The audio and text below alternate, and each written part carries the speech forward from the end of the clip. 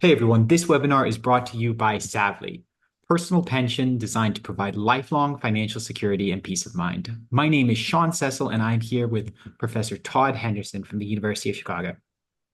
Hey, Sean, great to be here. Yeah, it's wonderful to talk to you.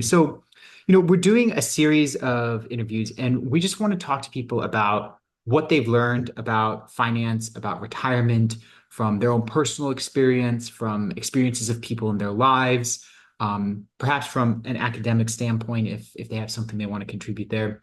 So, when you think about financial security and you think about retirement, what are the pieces of advice that you'd like to share with our audience? Well, the first thing I think is that there are some remarkable facts about retirement that your audience probably is aware of. Most Americans don't save for retirement, and there's lots of reasons for that. But a huge number of people rely on the government to save for them. Mhm. Which Social Security is.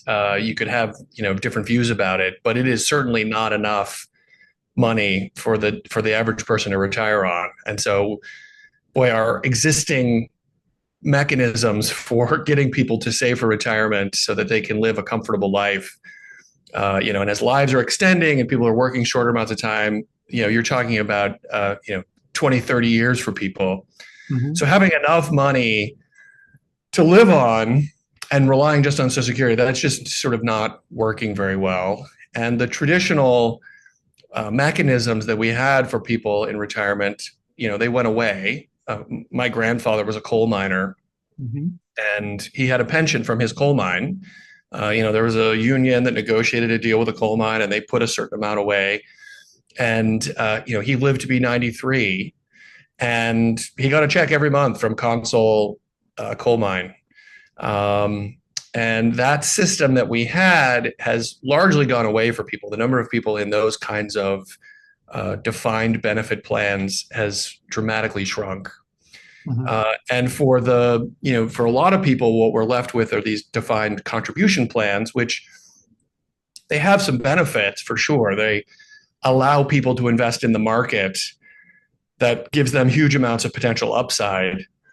But they have a real downside as well, because when you retire, basically you just have a chunk of money that you've got to figure out how that's going to let you live for the rest of your life. And that creates a huge amount of uncertainty.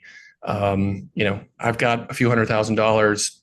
I don't know how long I'm going to live. How do I allocate that money? How much do I spend per year? And we can talk more about that. And then there's a whole bunch of people who don't have any savings at all, really. They've got they're working a bunch of temporary jobs. They're got some side hustles. They're an Uber driver. They work as a, part time in a variety of different things. And they really don't have any great mechanism to save at all. Their various 3 or 4 jobs that they're working don't have a 401k plan.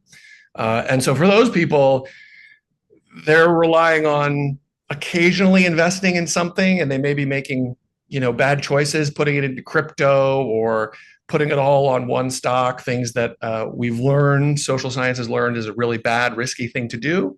Mhm. So they're either doing that or they're not saving at all because there's not like a ready mechanism to do it. They're too busy holding down their jobs and getting their kids to school and dealing with their elderly parents, and they got so many balls juggling. They don't really have time to think. They don't have an easy way to access this world that seems to them to be very confusing. So I think we're in this interesting place where the defined benefit plans went away. Mostly defined contribution offers all this potential upside, but as the nature of work has changed, that system has left a lot of people out. And for even people in it, there's a lot of uncertainty about how to deal with this third phase of life, their retirement phase, which these days can be actually a third of your living years. And how do I manage that process? So I think that's the kind of interesting time we find ourselves in right now. Yeah, yeah, absolutely. And I'd like to dive a little bit more into that, right? Because you're talking about how some people have kind of been left out of the system. I'd love to hear about your personal experience because, I've got your resume here, right? I know that you've been very successful, right? McKinsey. I'm one of the fortunate ones, and this is what's interesting is, Well, you know, but before we dive in, just for yeah, our listeners, do you mind giving just a brief overlay of your career trajectory and how that set you up for where you are in terms of your retirement journey? Yeah, so I was a civil engineer in college, and I worked as a civil engineer for a couple of years, Mhm. and it was working with in construction, and that a lot of the people in that world, this was in the early 1990s, were still on, especially on the construction side, we're still in the defined benefit world. Mhm. When I entered that world, I was told, "Oh no, your retirement is going to be different than the generation you're working with, the older guys. You're in this defined contribution plan. So we'll set it a little bit aside for you. You should match that. It's a tax advantaged and a good to save." Obviously, then the pressures for me were pretty significant to not put aside money for retirement because I had things I wanted to do. I had expenses then. And the idea of, saving $10,000 or something like that a year, it's like, boy, I'd rather spend that myself. And I was, when I leave this job and go somewhere else, what's going to happen to that money? And it was all just a little opaque for me. So honestly, I didn't save very much at the start. And that turns out to be a huge mistake. The power of compounding over time, the most important $10,000 you can ever save is the first year you're working, because every year that number grows. So a mindset that we don't have is you should actually save more when you're younger as opposed to when you're older. I save more today than I did when I was younger, which is exactly backwards. Now, obviously, I have more disposable income now, but I could have just squirreled away even a few $100s here and there. And I think if I had a kind of portable tool that would make that really easy for me, where I could just log on. I mean, there weren't cell phones then, but if I could just log on to an app and this Saturday, I'm going to put $100 into this thing when I just start working, and then just forget it Mhm. and never look at it.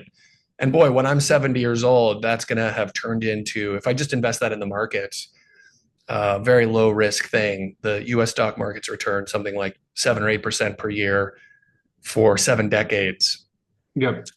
And so that's one thing. Then I went back, I came to law school here at the University of Chicago. I clerked for a federal judge. I worked as a lawyer in Washington, D.C., writing briefs for the Supreme Court and representing big companies in the government world. And then I was a McKinsey consultant for about 5 years. Did I hear right that you were a partner at McKinsey? Nope, I was just there for a little over 2 years. Okay. So not a partner. Okay. And I was at McKinsey just about on the verge of partnership. Okay. So I never was a partner in these outfits, which, obviously that's another kind of financial part of my journey that could have gone a lot better. Had I stayed, you know, the amount of money I had would have been an embarrassment, given the amount of money that a typical American makes. But I never quite, I'm extremely fortunate financially, but never got to that level of sort of, millions of dollars. But chose to come to be a professor. I've been here at the University of Chicago for 20 years, mostly because of the lifestyle choice. My wife is a doctor and we were having kids. And so I just, as a lifestyle matter, chose to prioritize something other than money. Now, that obviously makes my retirement choices more acute because although I'm embarrassingly well off relative to the average to my coal miner grandfather, to maintain my style of living into my 80s, requires a little bit more planning and a little bit more thought. And, I've had some personal experiences which have brought that to the fore recently. I would love to hear more about that. Yeah. So my parents were in their 80s. And I lost my father last year. So He was, sorry to hear that. oh, thanks. He had a good run. He was 83, which, that's a great life to have lived. But I noticed, as and he was a successful guy. He was a nuclear engineer and then sort of got into the business side of things and had a very good career. He, his first career, he had a bit of a defined benefit plan. And then for the job that he had for like the last 30 years of his life, he was in a 401k world. He retired like a lot of Americans when he turned 62. So he lived 21 years with no income, just the amount he'd saved. Mhm. He had, and I talked to his financial advisor, he had plenty of money. Not Elon Musk money, but and somewhere between my coal miner grandfather and Elon Musk, but way towards the coal miner grandfather. But he had plenty of money. His financial advisor told him repeatedly, given your spending and given how much you're drawing from your retirement, you are not going to run out of money. He knew that, say, when he turned 80, he knew he had a few more years. His wife probably had more than that. Women generally tend to live longer than men. And he was completely petrified, completely paranoid about running out of money. And I watched him when he was 75 and then he became 80, that this anxiety that he felt became acute and almost debilitating. And it's sad because he really did not enjoy the last years of his life because he was really scared of this. And part of that is, it wasn't like, oh, I'm not going to get to go to Paris or something kind of anxiety. It was, boy, I can feel my body changing and the kind of medical needs that I have. And what situation am I going to find myself in? How much does a kind of retirement community nursing home kind of situation cost? What's that going to cost my wife? Seeing the price of healthcare skyrocketing, cost of everyday stuff going up and up and up, and doing, I think, reasonable projections like you hope you live for 10 more years when he's 80, and thinking, boy, if these curves keep going up, drug prices, nursing home costs, and so on, and I require some kind of specialty care, I don't think I'm going to pay for it. And I don't want to get to the point where I'm relying on, some kind of public dole or drawing from his kids. He had a lot of pride and he didn't want to say to me, hey, could you, fork over a few $100,000 so I can live in this particular assisted care facility or whatever it was. So that really impacted his quality of life. I know my mom wanted to do things like, take the kids and the grandkids all on some kind of vacation and would say to him, hey, let's, pay for everybody to go to the beach and rent a house or whatever. He was incredibly resistive to that because not because he didn't want to do it, not because he didn't love his kids and his grandkids. He wanted that more than anything. He was just petrified that he was going to run out of money. And this is, to sound like an academic, this is a thing called longevity risk, which is something my grandfather never felt.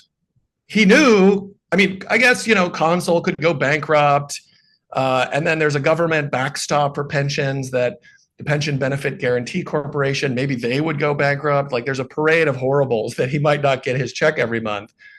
But he was pretty confident that he had the money. And so I remember my grandfather in his 90s. He wasn't worried at all. He was passing out $100 bills to his grandchildren. Go get yourself something, because he knew next month there's another check coming into infinity. Lives to 120. And so just seeing the difference between my grandfather and my father. Now the flip side of that coin, obviously, is that because it was a defined benefit plan, my grandfather's total amount that he got a month was ridiculously low because he was invested in this company. He wasn't invested in the broader market. And so the market upsides, he wasn't really realizing. Consul, to save for their pension program, invested in at very high cost, and they guaranteed a certain amount, and whatever investments they made, the amount they made over that, went into the pockets of somebody else, shareholders or whomever, not into the pockets of the retirees. So the defined contribution plan my father had allowed him to earn a lot bigger nest egg, but then brought a new kind of risk, which is, boy, am I going to run out of money? And, I think that opens up this possibility of, boy, wouldn't it be cool if we had something that was kind of the best of both worlds, allowed people to reduce that longevity risk. I talked to my dad's financial advisor about this, and I said, why didn't you just buy some kind of product like an annuity that would turn a certain amount of that into a stream. And his response was that those products are basically a ripoff. They're extremely high cost, very high fees.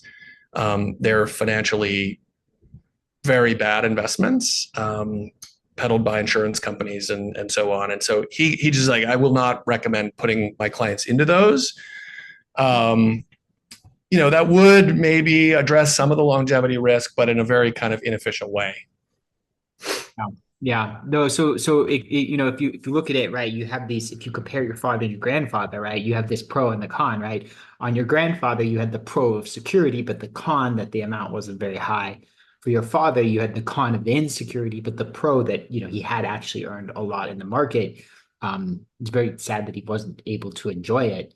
And so then, now we come to you trying to split that egg. How can you protect against that longevity risk and the medical care expenses risk? Because I mean, as your father noted, what really gets you is if your healthcare expenses hockey stick when you're 90, and then between 90 and 93, that's the kind of thing that he was worried about.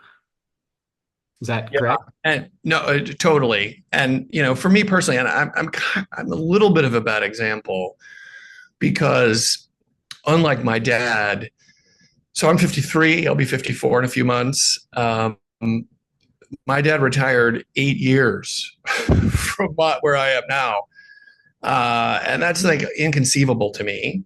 In part because my work, being a tenured academic, is much easier than what my dad did, let alone what my grandfather did. Yeah, sure. He I'm also, sure tenured academic is a lot easier than coal mining. yes, we Hendersons have come a long way, or depending on your point of view, we're way worse. I mean, it's funny because my grandfather would have laughed at my job. Do something important. This is a waste. He didn't want me to become a lawyer because to him, lawyers were just people who fought over other people's money, which he didn't think was a very noble profession. But so for me, like in terms of my retirement, I think to myself, well, and again, this is just like kind of foolish, maybe optimism. I can keep just doing this. They can't really fire me. And as long as I can keep teaching my classes, like I can just keep earning the income I'm earning. So that makes me extraordinarily privileged vis-a-vis the regular person. But still, I have to say, I still do have this anxiety with respect to, well, what if I'm disabled from teaching for some reason? What if I lose my vision? What if I'm in some way incapacitated? My dad had some mental decline at the end. That obviously would prevent me from continuing to be a teacher. And I have to say, like, again, the system that I have, which is I set aside a little bit of money, my employer sets aside a little bit of money, is something that I think about now more, especially having gone through this with my dad. I wish I'd thought about it more when I was 20 and saved more then, just even again, a few $100s here and there. But I think the thing that could be learned, I don't feel like my tenured academic experience is that relevant to the average person. But the one thing I will say, which I think is somewhat related, but from a kind of employer side. So now instead of me who wants to hang on here forever and draw down my salary as my retirement, that's good for me. It's really bad for my employer. I'm actually in my office at work, so I should probably lower my voice because I'm telling my employer, like, I will be here when I'm 80, just teaching my 3 classes and really not contributing much to the life of the intellectual community or to the scholarship, whatever, which is kind of what my job is supposed to be. So from my employer's standpoint, they would like to get rid of me when I'm no longer as productive. So there's a point where I've reached maximum productivity and I'm probably past that or near that, and then sort of decline. They're fine with that. But at some level, they could replace me a lot cheaper and a lot better. And at that point, let's call that 75, which I think for someone academic, that's probably a fair bet. Well, I might not have saved enough for retirement. I'm worried about these costs that you described, the hockey stick and so on of healthcare costs. So I stay on until I'm 82. For those 7 years, they would really like to get rid of me, but legally they can't. There's no allowable retirement age for academics.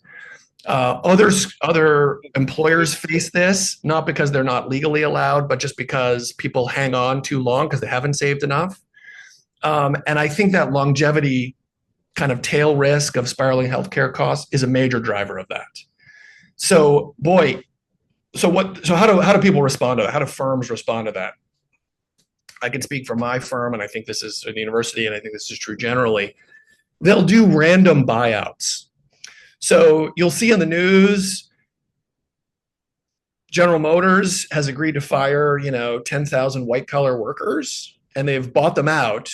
Those people are, in their 60s, and they say to them, look, if you quit now, we'll give you a year's salary or 2 years salary and then retire. And a lot of people will take that at the end of their careers. But these are kind of these random buyouts. At the university, we have this too. They'll come to old professors occasionally when they're trying to reduce their costs and say, if you retire now, let's say you go half-time for a year and then you retire the year after that, we'll give you 3 years of salary and kind of buy you out. And what they're really saying is, we realize you've got this longevity risk. We'll give you a few hundred, $1 million or whatever. And then you'll have that nest egg, which you then can put in a fund, which you can just draw down at that very end of your life.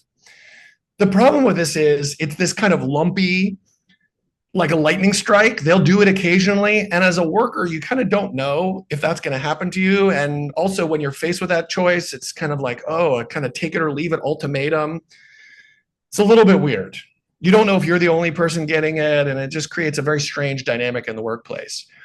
Boy, it'd be way better if you could imagine your employer saving on your behalf in a device, an investment device, that they could say to you, when you retire, Henderson, when you get to be 70, if you retire now, this device will pay you in the future, like a defined benefit plan. At 75, you'll get $1 million. At 80, you'll get another $1 million. At 85, you'll get another $1 million. And then in those periods, like my father, when he was 83, if he had something like this, he would know, if I live to be 85, I've got this kind of prize waiting for me at 85. So between 80 and 85, whatever money I have, I can spend that down to zero. I know I'm going to get like my gas tank will be filled up when I get to be 85. When you're driving around in your car, you can draw your gas tank down to, below a quarter of a tank, because you can stop at a filling station, fill it back up, and then you can drive some more. You're not really worried about running out of gas because there's filling stations all over the place. And if you have something like that, then the retirement choice for the university becomes a lot easier. It's just something that's part of your package. And I know, sitting here now at 53 and a half, I could, if I'd stepped aside at 70, get all these refills in lumps. That would be a real incentive for me to do it, because I wouldn't worry about running out of money. Yep. That certainly makes sense, right? Because the people who need the most for their retirement are the people who are living the longest, generally speaking, right? Obviously, all other things being equal, because somebody who, say passes away at 75 and is only retired for, say 10 years, say they retire at 65, they pass away at 75, the total amount of expenses they're going to pay is very different from someone who lives to 95. Yeah. And right. And this is a feature, like in my grandfather's coal mine defined benefit plan. Everybody who worked from, let's say you go into the mines at 20 and you come out at 62, everybody's working 42 years and you can retire when you're 62. And so that means everybody in those 42 years is contributing the same amount on a pro rata basis, contributing the same amount every month to this pot of money. And then some people, sadly, retire, they go down to Florida, they have a heart attack, they live to be 63. They just get a little chunk of all that money they saved.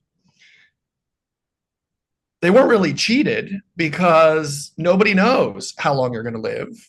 You're contributing it to a common pool. And the understanding is we don't know how long we're going to live. For the people like my grandfather who lived at 93, he drew 31 years of checks from that pool. Probably on And the upper end of coal miner retirement my periods, guess, that's probably right. I guess. And so he was kind of one of the fortunate ones. And he would have said, if you'd asked him, although he wasn't a real talkative guy, but if you asked him and he, to articulate, he probably would have said like, this was like like my brothers that went down in that mine with me every day. We had this like esprit de corps. We were in this common pool together. And the agreement was kind of all together, all for one. All of us are going to contribute. Whoever lives the longest, they're going to draw more, but that's the gamble that we're taking. And that was kind of the ethos, in a sense, of that kind of era. Whereas in my dad's world, the defined contribution plans, you don't have that at all. It's how much am I personally going to squirrel away, and that's how much I'm going to get. And again, like you said, Sean, at the beginning, those things have pros and cons. But the system we have now really is you get what you eat what you kill, in a sense, right? You only get what your contribution is, as opposed to this kind of common pool of people where you're kind of insuring for each other. That's every kind of insurance pool is like that. I have car insurance and have not gotten in an accident in 40 years. I pay every month, and there are people who've gotten lots of accidents who have benefited from my contributions, but I can, feel safe knowing that I've got this insurance if something happens, even though if I'm not going to take advantage of it. Yeah.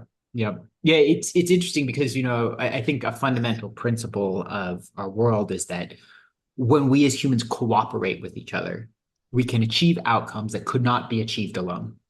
Right. And so, you're talking about like the individual coal miners. They could not guarantee their retirement individually. It Yeah. wouldn't be feasible for them to guarantee that level of risk. But when they come together, they're able to achieve that outcome. And I mean, especially, as we go back to what you talked about at the beginning, there are a lot of people who are struggling to save for retirement and, struggling to be in that system properly. But to the extent that somebody does, they could very well be in the position of the coal miner where they're just not earning enough income to guarantee their retirement if they live to be 93. If they only live to be 70, then maybe they're just fine. But to guarantee that tail risk is just not something that can be done as an individual necessarily. Yeah. Yeah. And I think that totally agree. And, I spent my life teaching business law and corporate law, which, not to be too philosophical about it, but the whole idea of a corporation is what you just said, which is people cooperating to do stuff that they couldn't do. I mean, this is Adam Smith's insight from a long time ago about division of labor and people making pins and how many pins you can make by yourself as opposed to if you cooperate with other people. So human cooperation is everything. Every component of our modern life is based on massive cooperation of humans at scale. Even the most incredible individual achievements, think of things that you think is pure individual, like Usain Bolt running a 9.6 meter, 100-meter dash. Well, boy, it took an enormous amount of cooperation by thousands and thousands of people to even make that possible. Because he had all of his coaches, he had the people. Coaches, the shoes that were made, the track, the training, the food, the bread he eats, everything. So yes, totally agree. That's the whole thing. Yeah. The thing about the people who were in the, like, you might call them unbanked or, badly banked. I saw a statistic in the presidential race. Former President Trump made a big speech about cryptocurrencies, and Vice President Harris made a recent speech to sort of aimed at Black men about crypto, because apparently some 25% or something of Black men are invested in cryptocurrencies and the like. I did not know that. Yeah, and I don't like want to make this about crypto, whether it's good or bad or whatever, but clearly it is a higher risk kind of investment than investing in the broad stock market. And one of the reasons why things like cryptocurrencies or lotteries, uh, investment scams tend to be focused on lower income people is they don't have ready mech tools to be able to do sensible retirement planning. It's pretty easy for me to call up a stockbroker or investment advisor and ask them for advice and pay them for advice. Think about that kind of stuff, do some research myself. I've got enough money that I can open a brokerage account. You can't go into Merrill Lynch and say, I've got $300. Can I put that into a brokerage account? Like, no, the cost for them to just do the paperwork and manage the back office of having a retirement account. No, it's like, no, maybe if you have $20,000 to just put aside, we might think about it. Well, for the typical American who doesn't have enough money set aside, even if they have like a flat tire, then that kind of idea is just that world is totally inaccessible. And so, not surprisingly, they think, well, maybe I'll go in and I'll just put $100 on a lottery ticket, and maybe I'll earn $400 million. Maybe I'll be the winner. We know that's a net present value negative investment. That $100 you're spending is worth a lot less than $100. Whereas if you put that $100, what's the number? I think because I remember I calculated this once, and once you account for taxes and pot splits and all this kind of stuff, the lottery doesn't become positive EV and because you're not going to deduct the $2 for the lottery ticket. It doesn't become positive EV until like 2.6 billion. Yeah, it sounds right to me. But even then, even though it might be like an NPV positive investment for the average person, I would still say, given that person's circumstances, it's not a good idea to do it. Oh, because the opportunity costs and yes, for me, $100 is irrelevant because my marginal, value of $100 is practically zero. For my kids, $100 is like all the money in the world. For me, it's not that much. Like if I lost $100, I wouldn't be losing sleep. So that phenomenon, which is now applied to poorer people, they should not be investing in that. You could think about it this way, right? Like your risk-free rate is going to be, like treasury bills, whereas their risk-free rate might be their credit card debt interest rate. Yes. So it's not the same number. Not the same thing. Yeah. So that is like, could you have a brokerage effectively that gives you an on-ramp to the kind of stock market superhighway? What does that look like? And I don't mean an E-Trade account where you're encouraged to do transactions, because that's how E-Trade makes money. That's how Robinhood makes money, is fees from transactions. And I tell this to my students when I teach securities regulation, which I'm about to go and do. I say, if you learn nothing else from this class, and this isn't even a law, this is not a law point, the most fundamental discovery of social science of the last century is modern portfolio theory. And it sounds, modern portfolio theory. Academics like to give fancy names to things that are really simple. My grandmother understood modern portfolio theory. It was called "Don't put all your eggs in one basket." Right? She should have won the Nobel Prize. And the "Don't put all your eggs in one basket," the real insight of modern portfolio theory is you can earn a higher return with lower risk by owning the entire stock market. So it's not that, it's a good idea, whatever, or people think like risk and return are correlated in a way, which they are. And then I'm going to get a higher return by buying just into the Facebook IPO. No, you can get the same returns or higher by owning the entire market. There was a really great recent study. I'm an academic, so I'm contractually obligated to talk about a study in my talk. Hey, I'm all for it. There was a recent study that looked at all the stocks that have been issued since the 1930s. There were some 30,000 or so. and the result, and they looked at the total return of those. And what was amazing was how few stocks drive almost all the wealth creation out of those 30,000 stocks. So I don't remember the numbers off the top of my head, but it was something like 1,000 of those stocks was half the total market return, and something like 50 was like 80%, and then was like another 30%, and then just 5 stocks were something like 25% of the total return. Exxon, Apple, Google, Microsoft were just overwhelmingly that return. And if you invested in the whole market, but not like the top 100 stocks out of 30,000, you would have lost money. So that means you've got to have the whole market, not just for the modern portfolio reason, but because if you don't have those few that drive really outsized returns, and no one can pick those in advance. Right. Every stockbroker who tells you I'm a better stock picker is lying to you. And well, I mean, if you look at it though, I mean, there are some fund managers, very, very few who have done this. The problem is that those people, they get clients so fast and they fill up so fast, their fund cannot take anymore. Like some of the top hedge funds, and then the other thing is they'll start charging fees that are commensurate with that. And then what happens is those few people, those, 20 or 100 people, whatever, who are really good at that, then they'll start charging. Okay, well, I'm going to charge 5% a year and 30% of profits. And you're going to end up getting, maybe 1% better than the market. Yes. So net, you got to do everything. First of all, great point, Sean. Access. Can I get invested in those? 2, what's my return net of fees? Yeah. And not your point about a competitive equilibrium of fees. Yeah. My friend Ken Griffin, one of the most successful investors in the world, runs Citadel. Our kids went to the lab school here together. Yeah.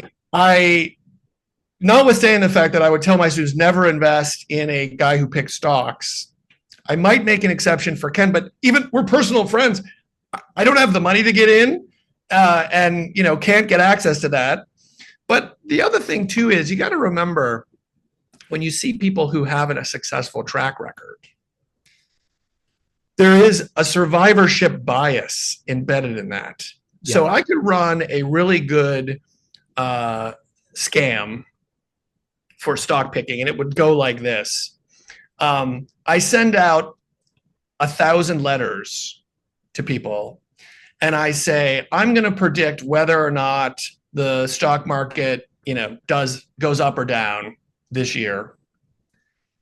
And I'm giving this advice for free. The stock market is going to go up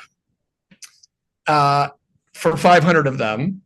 And I sell the other 500, the stock market's going to go down. And the stock market goes up. And the 500 people who got the letter that said the stock market was going to go down, they're like, he's a bad picker. But the 500 people who got the stock market's going to go, they're like, whoa, well, that was interesting. Then I ask them for money. And I just do the same thing again. I take those 500. For 250, I say the stock market's going to go up, or Google's going to go up, or whatever it is. And the 250, I say it's going to go down. For the 250, what I predicted, oh, that's 2 for 2.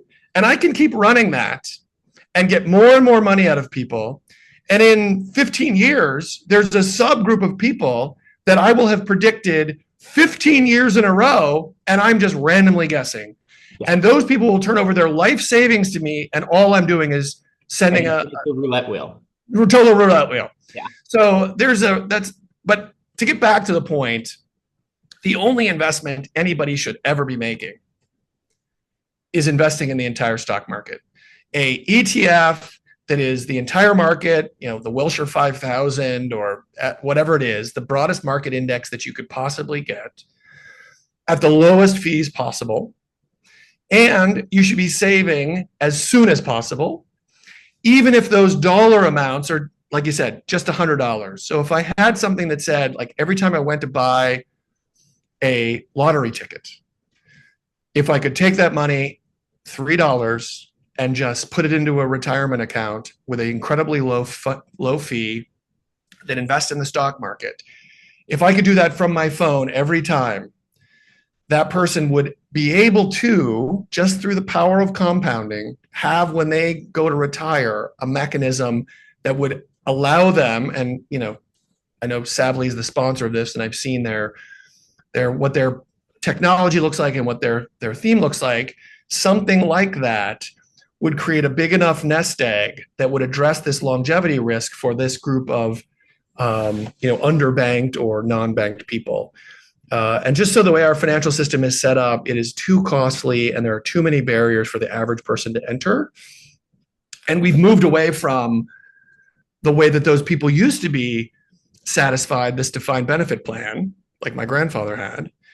And the government system, Social Security, again, we could have a big political debate about whether this is a good idea or a bad idea or whatever.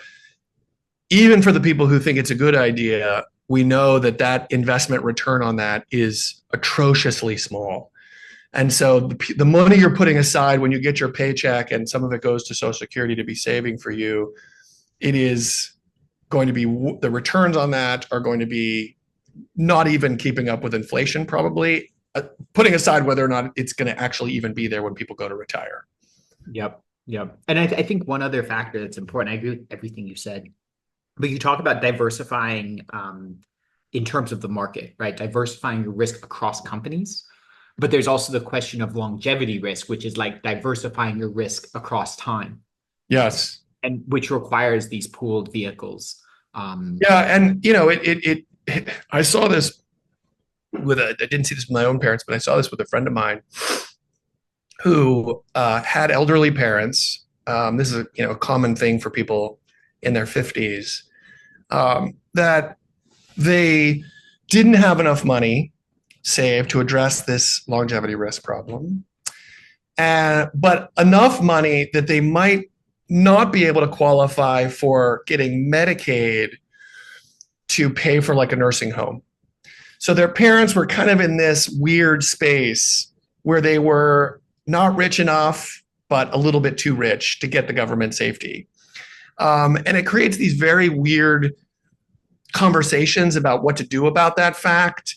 And a lot of people in the, they're dealing with their parents will like drain their parents' assets to then push them onto the government dole, even though that's going to be very substandard care.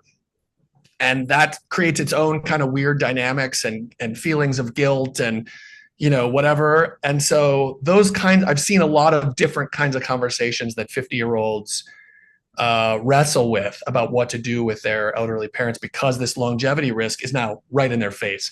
And honestly, I go back to where I started when I said I didn't save enough when I started as a civil engineer. I was too busy, going to football games and, whatever, going out to dinner and buying Starbucks, and I really should just put that $2.50 on my latte into a retirement account instead. This is not something I even thought about until I got to about my age, because my parents weren't dealing with this problem until I got to this age. And of course, my grandparents were in a completely different financial universe.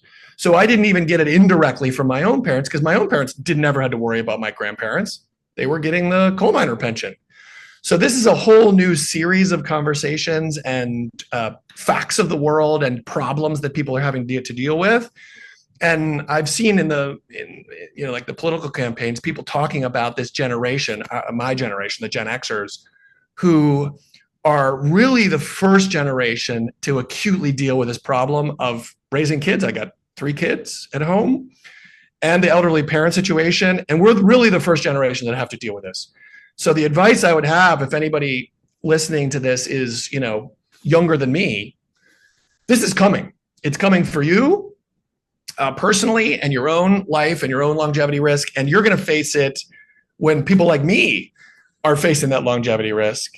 And we're really the first generations to be dealing with this. And that means, and there's a lot of us, that means it's calling out for new solutions, because the existing solutions are not working perfectly or not working as well as they should. We're not addressing the longevity risk, and we're leaving too many people out of the retirement conversation. Yep. Well, thank you so much for your time, Professor Henderson. This has been a wonderful discussion. You've been Awesome. a wonderful guest. Thank you so Thanks, much. Sean. One more time for our audience, this webinar has been sponsored by Savvly, your personal pension designed to provide lifelong financial security and peace of mind. And have a wonderful day.